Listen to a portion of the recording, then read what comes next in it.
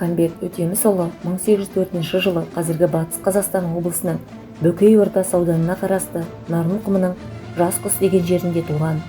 Қазақтың әйгілі жырауы, күйші композиторы, отаршылдыққа қарсы 1836 жылы 1838 жылға Исатай Тайманов бастаған көтерілісті ұйымдастырушылардың бірі. Осы көтерілістің жалынды жыршысы. Махамбет жас шағында Жәңгір ханның қолында болады. Бірақ туысынан өр мінез өжет жанды Махамбет хан сарайында әділетсіздік пен теңсіздіктің куәсі рөлінде ұзақ тұра алмайды. Көп кешікпей өзі шыққан халықтың арасына оралады. Бай ұл ішіндегі Бөріш руының жайық бұтағынан Нәдір деген кісіден Мәлі туады. Мәлінің Қазаға елінен Өтеміс пен Шыбынтай, Қалмаға елінен Қобылай туған. Өтемістен 10 ұл, Шыбынтайдан 4 ұл, Қобылайдан 3 ұл туып, Мәлі ұлдың өзінен 17 немере сүйген адам. Бұл әулет тай сойған құмындағы іргелі ауылдардың бірі. Атасы Құл Мәлі, әкесі Өтеміс те өз заманына айтулы тұлғалар болған. Құл Мәлінің тұқымынан би де шешен де шыққан.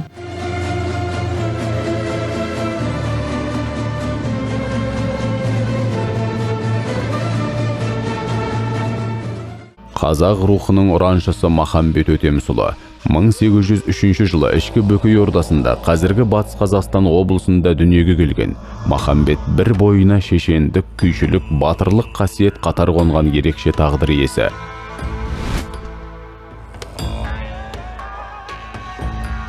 Жастық шағын Жәңгір ханның жанында өткізсе де, әділетсіздік атаулыға жаны қас Махамбет ақырында хан сарайының емес, Қарашаның қамын жейді.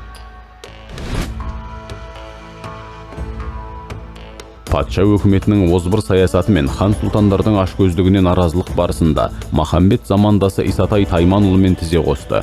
1836-38 жылдары Исатай бастап Махамбет қостаған шаруалар көтерілісіне 2000-нан астам адам қатысты.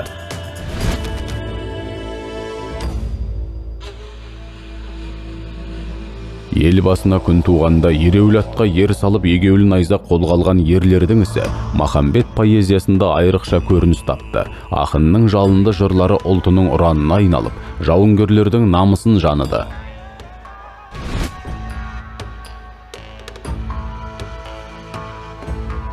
Үзеңгілесі Исатайдан айырылған Махамбет Бөкей Ордасында қолға түсіп, Орынбор түрмесінде отырып шығады. Сонда да ақын рухын сындыра алмаған патша өкіметі оның басына 1000 сом тігеді. 1846 жылы Махамбет қастандықпен өлтіріледі. Махамбет Өтемісұлы халқының азаттығын көксеген күрескер, ел бастаған батыр, қазақтың өр рухты ақыны, бала кезінен мұсылманша, орысша білім алды. Әкесі Өтеміс елге ықпалды би болған. 1824-1828 жылдары Орынбор қаласында Жәңгір ханның ұлы Зұлқарнайынның қасында болды. 1929 жылы Махамбет ішкі ордаға жайықтан жасырын өтті деген айыппен ұсталып, Калмыков бекетіндегі абақтыға 2 жылдай қамалды. 1831 жылы түрмеден қашып шықты, бірақ артынша ақталды. 1834 жылы Исатай батырмен бірікті. 1838 жылы Исатай қаза болған соң Махамбет шағын тобымен орыс әскерлерінің арасынан өтіп Хиуа хандығына кетеді. Ол көтерілісшілерді жауға қарсы күреске қайта жұмылдырғысы келеді. Алайда оның бұл әрекеті жүзеге аспайды. Ол Бөкей Ордасына жасырын келіп, шаруалар арасында хан мен патшаға қарсы үгіт насихат жұмыстарын жүргізе бастайды. Бірақ ол қайта тұтқындалып, Орынборға жөнелтіледі. Орынборда оған енді қайтып бүлікке қатысушы болма деген ескерту жасап босатады. Өмірінің соңғы жылдарын ақын ауылда өткізеді. Жәңгір хан мен Баймағамбет сұлтан халықтың бүлік шығаруына ықпал етуінен секем алып, оның сыртынан бақылау қояды. Ақыры ханның тыңшылары Махамбетті опасыздықпен өлтіреді.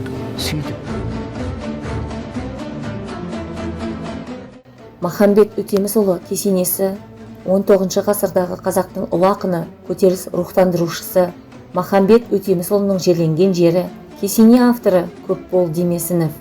Кесененің салыну уақыты 1995 жыл 30 қыркүйек. Орал қаласына кірер қақпада орнатылған еңселі ескерткіштің жалпы биіктігі 13 метр. Ауыздығымен алысқан қос арғымақтың бірі, оң қолына найзасын тік ұстаған дуылғалы Исатай болса, одан 1-2 қадам кейін ілескен, басына шыт орамалды шарт түйіп, қара домбырасынан қолынан тастамаған дауылпаз Махамбет. Қос батырдың да жүзі әрі сұсты, әрі жылы. Қоладан құйылған ескерткіштің өзі 5,5 метр болса, гранитпен қапталған тұғыры 7,5 метр болады.